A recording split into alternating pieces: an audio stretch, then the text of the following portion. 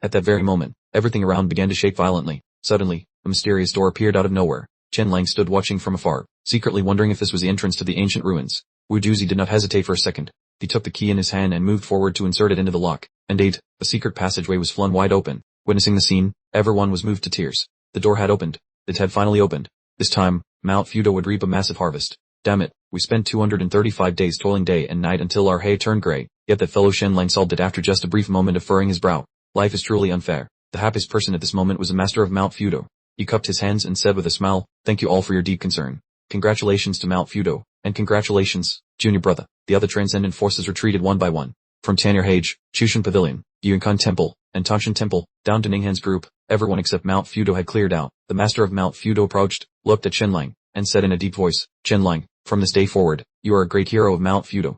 Elder Khan immediately recorded Chen Lang's name on the list of disciples, formally allowing him to join Wu Juzi's lineage and become a member of the Huamu Hall. Elder Khan respectfully replied, "Yes, your command is my wish." However, immediately after, Elder Khan brought up the matter of Chen Lang having forged a Mount Fudo medallion, asking the master to decide on his punishment. The master only replied indifferently, "Merits and faults cancel each other out. Let the past be the past." Wu Juzi then spoke up, "Master of the mountain, I once promised Chen Lang that if he opened the ancient ruins, any cleansing marrow crystals found inside would belong to him." The master of Mount Fudo nodded in agreement, then turned to Elder Khan and ordered, "Direct the disciples of Mount Fudo to move inside quickly."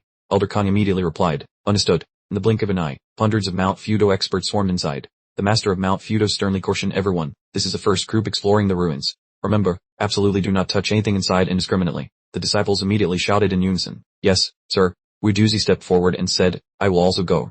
I want to personally search for the cleansing marrow crystals." The master of Mount Fudo agreed without the slightest hesitation. Chen Lang did not follow, nor did he even speak up to make any demands. In his heart, he understood very clearly that even though he was the one who opened these ruins, no matter how great his contribution was, he was still an outsider. The exploration of the ancient ruins could only be entrusted to the core members of Mount Fudo. This was the cruel boundary between the secular world and the transcendent forces. Chen Lang no longer stood near the entrance of the ruins but quietly wandered around Black Rock Island. At the same time, more and more people from Mount Fudo were landing on the island. Ashore, countless giant warships appeared, all belonging to the Nanhai Sword Sect. Fleets patrolled the surrounding waters tightly, directly sealing off the entire sea area. Very quickly thereafter, a warship flying the Yan flag docked at the island. More than 100 disciples of the Nanhai Sword Sect climbed ashore and lined up in perfect formation, blocking the path in front of Chen Lang. The person who had just arrived was Yan Nanfei. However, from beginning to end, Chen Lang could not even see the other person's face clearly due to the great distance, and because the Nanhai Sword Sect deliberately formed a human wall to separate him from Yan Nanfei. Warship after warship continued to arrive, covering the entire sea.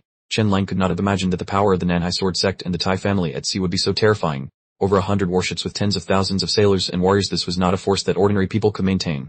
Countless thoughts began to race through Chen Lang's mind. The Tai family very likely had opened their own maritime trade route in the south, and the relationship between the Tai family and the Nanhai Sword Sect was much closer than imagined. The situation was extremely complicated because the Tai family was originally Chen Lang's mortal enemy. Previously, he had thought that destroying the Tai family would only be slightly harder than destroying two Nan, but now it seemed the Tai family was like a giant sea monster. What people saw was only the tip of the iceberg, while 9/10 of its true power was still hidden beneath the water. Chen Lang began to frantically plan for the destruction of the Tai family. At this moment, after paying his respects to the master of Mount Fudo, Yan Nanfei secretly conferred with Elder Khan. Yan Nanfei asked in a cold voice, "Why hasn't that little brat been killed yet?" Elder Khan replied, "Wu Juzi staked his life to guarantee him, even using his position as elder of Huamu Hall to secure the opportunity for Chen Lang to solve the ruins door." Unexpectedly, he actually succeeded. Yan Nanfei narrowed his eyes, full of murderous intent. "He is all alone on the island now. Is it possible to kill him?" "Impossible." Elder Khan shook his head. "The master has spoken. Chen Lang is a mathematical genius. There may still be many mechanisms inside the ancient ruins that need him to solve." Afterward, he reiterated Yuan Xian's warning to Mount Fudo not to interfere too deeply in the political affairs of the Yu Kingdom, and not to touch Chen Lang. Because Mount Fudo's territory was in the west, if they crossed the line, not only would Tannerhage be dissatisfied, but even the Supreme Emperor himself would not be pleased. Yan Nanfei only laughed coldly. Next, he changed the subject to how the Nanhai Sword Sect had deployed almost its entire fleet to protect the waters around the ruins, and therefore he wanted Mount Fudo to share weapons and mystical texts from the old civilization with the Nanhai Sword Sect. Yan Nanfei said in a deep voice, "The stronger our Nanhai Sword Sect becomes, the greater the influence Mount Fudo will have in this region."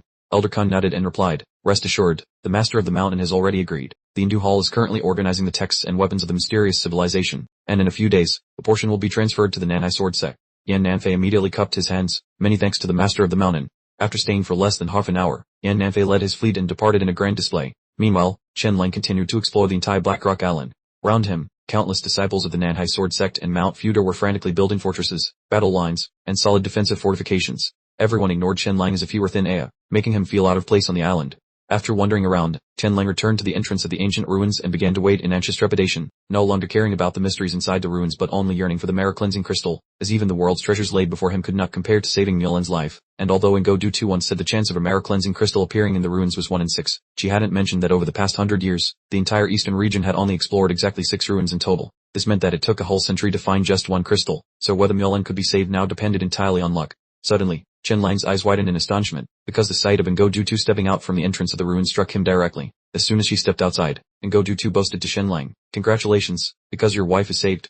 I have found the marrow-cleansing crystal, and she will not only wake up but also have the chance to transform and possess a second-generation mutant bloodline." Chen Lang tremblingly reached out his hand to receive the jade bottle. He felt a sting in his nose and wanted to cry. Finally, Peven had smiled upon him. "Mulan, wait for me. Your husband is coming to save you right now." Chen Lang gripped the jade bottle tightly, peering through its transparent casing to see 3 mysterious pills shimmering inside, and he wondered blankly if they were all marrow-cleansing crystals, as he had imagined this substance would be a fluid for injection, but no matter how he looked at it, they resembled pills meant to be swallowed. Ingodu too shook her head and explained that the marrow-cleansing crystal was sealed within such a pill so it could be preserved for tens of thousands of years. When needed, one only had to open a small crack, and the contents would remain in a dormant state. Chen Lang looked at the other 2 pills and curiously asked if they were also marrow-cleansing crystals, to which Ingodu too replied that she didn't know but based on the shape they probably weren't. And when Chen Lang asked if his teacher needed to keep these 2, Ingodu too calmly answered that she was focusing all her mind on her current research, and keeping such things would only distract her energy. Hearing this, Chen Lang immediately realized that Ingodu too was a truly fanatical scientist.